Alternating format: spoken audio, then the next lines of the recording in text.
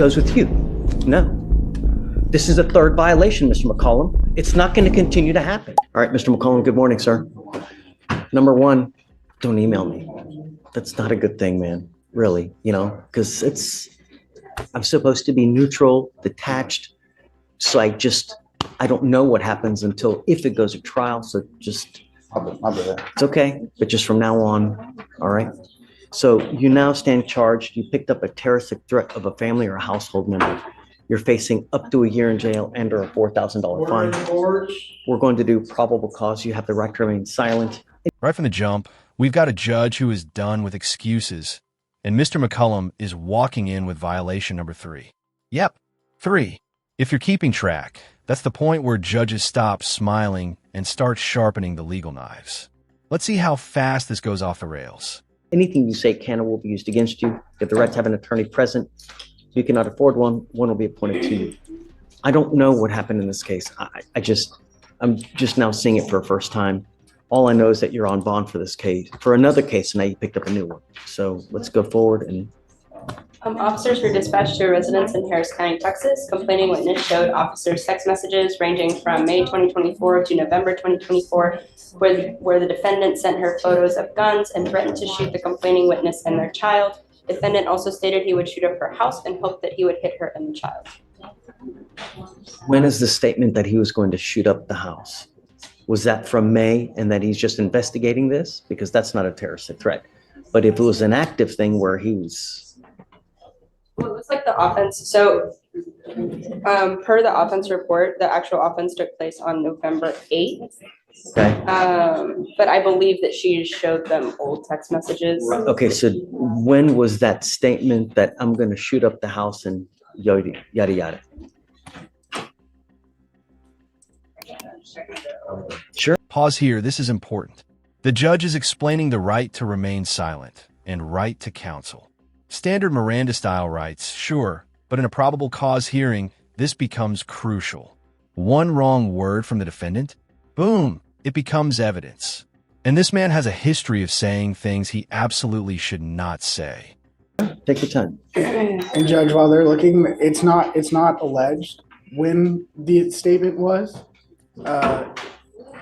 And not only that, it's not reported till 3 days later. Furthermore, in the reviewing the text messages that have been submitted, there's not a single text message that has that specific threat in it. Well, I don't know. I mean, it's the state's burden to show, I don't know, but terroristic threat has to be an immediate fear of harm. So I don't see an actual date in the offense report. I personally have not reviewed the text messages in this case, Judge. I don't see a date of the actual threat. That's not a good thing. I mean, who knows when that statement was made? Could have been made 2 years ago. Could have been made yesterday. Yeah, I agree with you, man. I mean, if you don't have anything else, then that's it. Okay, question for the audience. How do you call something a terroristic threat without knowing when the threat happened? Exactly, you can't. Prosecutor doesn't have timestamps. The complaint is vague. And the defense is basically saying, show us the receipts. And honestly, fair. Okay, I'm going to find no probable cause. Mr. McCollum, we're not asking much, man. We want our streets to be safe. I'm going to do everything in my power to protect the streets, right? If I find that you're a problem, if they call back and it continues to happen, it's not going to go well. Life is way too short to live in a 6x9 box. There are a lot of great people in life. There's a lot of bad people in life. And if you have a relationship with a so-called person that brings out the worst in you, then don't have a relationship with this person. There's a gajillion and one fish in the sea. It's not worth it to have someone rap you so bad that you make and say things that make you go to jail. It's not worth it. Do you understand? Now, don't have contact with this person because it's just not going to end well. All right. All right. So I'm going to continue bond. I'm not going to revoke your bond on this case now because I'm finding no probable cause, but just behave. It's not hard. Be nice. All right. Okay. Judge. For sure.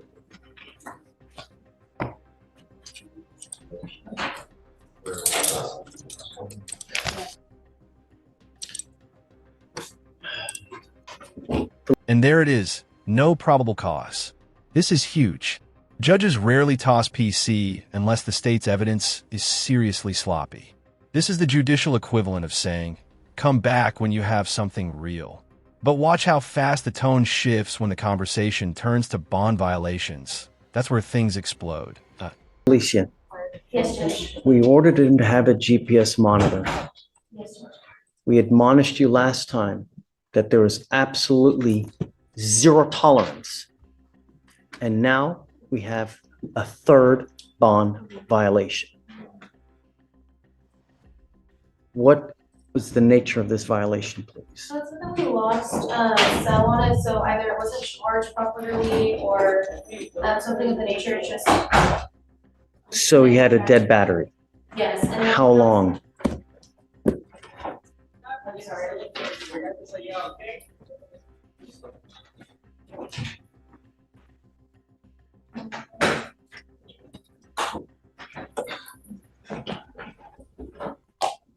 I'm sorry. I'm sorry, Judge. Take your time.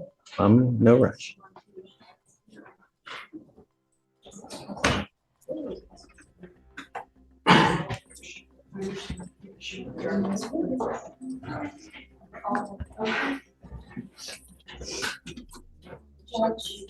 If I may, if you would be willing to admonish the defendant as well. I spoke to the complainant yesterday, and apparently the defendant has been making posts about her on social media, bribing people with money to hurt her, and she's pregnant with their child.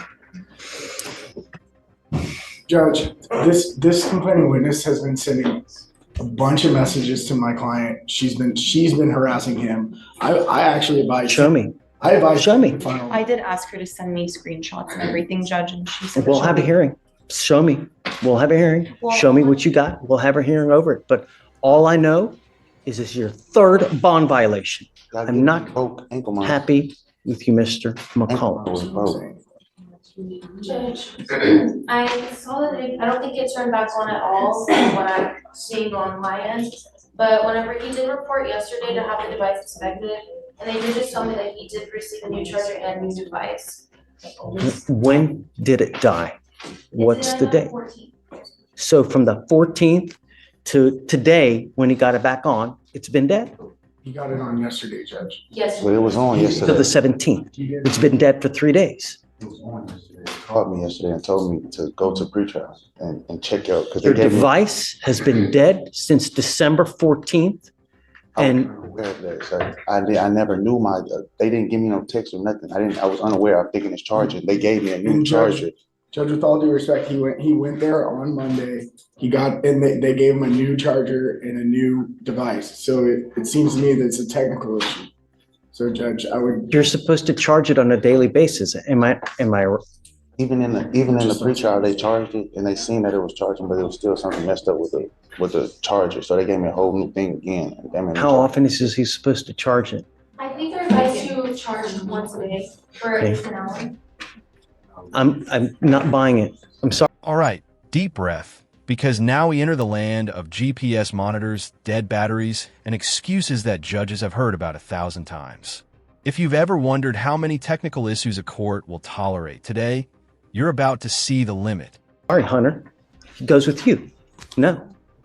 This is a third violation, Mr. McCollum. It's not going to continue to happen. Judge, with all due I respect, have- Those with you. this is a technical violation. He shouldn't have to go into custody. It's a third violation, Hunter. My second, sir. It's my Judge, second.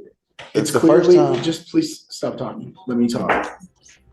Judge, it's clearly that there was an equipment issue. Otherwise, they wouldn't have replaced the equipment. So I don't see how. It'd I be don't an see how- excuse. Hunter, the minute you have an issue, you're supposed to go get it serviced, not 3 days later. This is a third stop. This is a third violation. And I told you the last time when you were here with the baby that there was absolutely no tolerance, that you were supposed to live to the conditions. 100. It's been dead for 3 days. I was unaware of that, sir. So when they called me, Goes with you. Sorry, I'm not going to entertain excuses. It's zero I'm not tolerance. giving you an excuse, sir.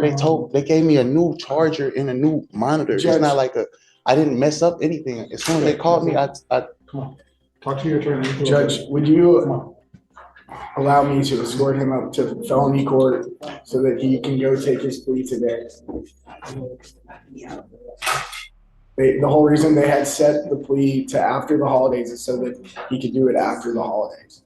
And I believe part of this deal would see this case go away, and he's going to be on probation for 2 years upstairs. So I really don't see the benefit to society. I mean, if you want to go see if that's something that you guys can work upstairs, I can ask if they'll escort him upstairs.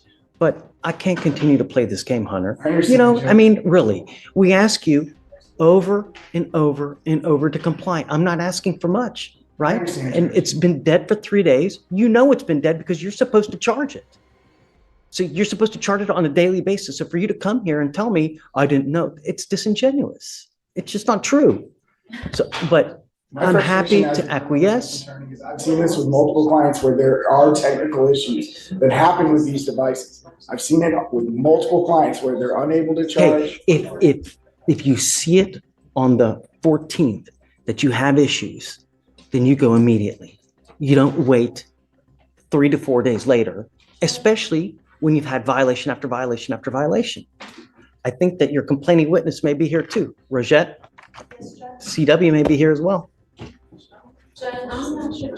So, I don't know, Hunter, just, I believe that's fair, Judge. okay, ma'am, please, don't. If you wanna, I think pretrial has something to say. I don't know what they have to I say. reached out to my supervisor of these devices just because I'm not super well versed in the GPS realm, but he stated that the reports for his GPS appear to show an issue with overcharging, which can lead to a charger problem. They're instructed to charge for 1 full hour at the same time each day, and that the tech swapped his device as a precaution as it was likely that malfunctioning. but why wait 3 days? You know the device is malfunctioning on the 14th. You're gonna wait 3 days to go get it fixed? I was just informing you what my supervisor told me because I asked somebody to look over the report. I don't know what to tell you, I Hunter. mean, Judge, You it know? sounds like he was overcharging. He was doing more than prior. No, we don't know that for sure. I don't know.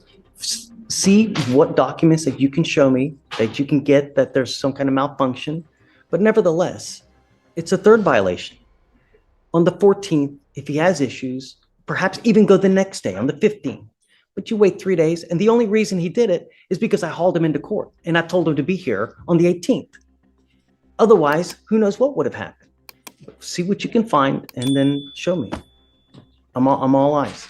Well, Judge, the other thing I would ask is if you are going to take him into custody, I'd ask for a formal hearing to be set.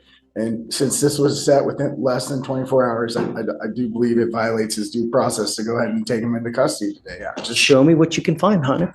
You know, thank you, Judge. Eddie. Judge, real quick, Judge.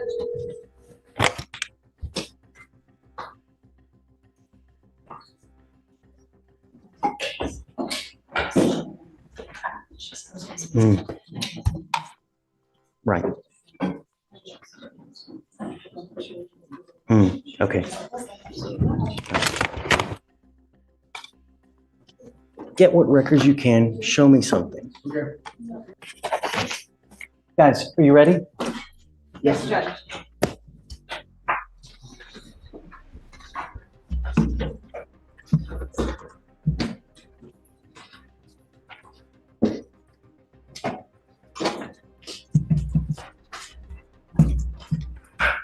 There are times in life when you run into people, they can be a complete cancer to your life. Some people thrive on drama. That's how they get off. That's all they like. They like to just create. If you have people in your life like that, it's probably advisable to cut ties, because if not, they're just going to bring you down. We all have people like that in our life. We do. I do. I have people that are constantly after me as well. I do everything in my power to get away so that it doesn't bring you down.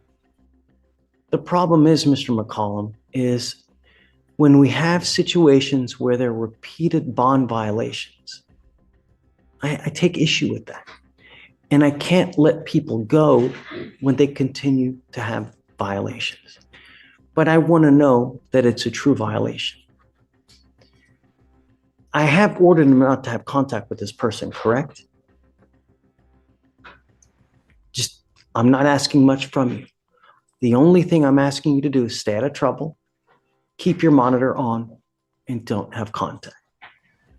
And stop. I'm not asking you to say, I don't like to put you in jail, but I got to know that you're complying with the conditions. There's a lot of things that are at play in your case here. There's a lot of other evidence that's out there that I would like to see before I take action and put you in. They're saying things that happen. Hunter is saying things that happen. I want to know what the truth is. And the truth is, and it lies with the evidence, because the evidence will point to whose side is correct. Words, Mr. McCollum, words mean absolutely nothing. I don't give a rat's ass about words. Evidence points to whose side is correct. I am going to give you some time, not a lot, but I'm giving you to Friday to figure out what's going on, because I want to know. Most importantly, is it the machine that's messing up? Are you truly charging it? Number one. Number two, they're saying that there's been contact. I hope not. I want to know. I want to